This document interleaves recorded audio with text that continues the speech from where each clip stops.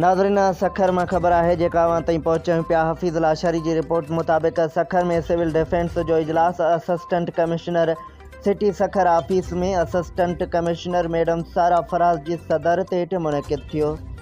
इजलास में assistant commissioner UT Mohammad Adil, additional controller civil defence Amiruddin Abbasi, deputy chief warden doctor Saeed Aiwan ऐं ॿियनि वार्डन शिरकत कई।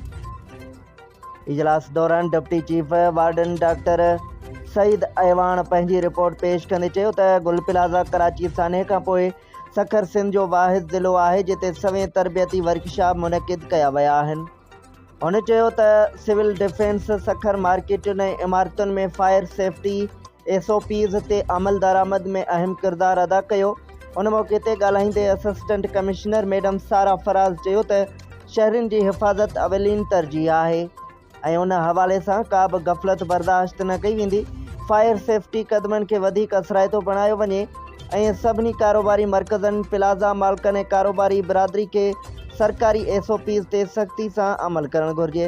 हुन वधीक चयो त सिविल डिफेंस सखर जी कारकर्दगी साराह जोगी आहे।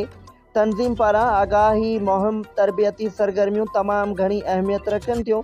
उन मौक़े ते पोस्ट वार्डन मोहम्मद यासीन, कमर लाला, इमरान मीरानी, अहमद अली, रज़ा कुरैशी ऐं ॿिया पिणु मौजूदु हुआ।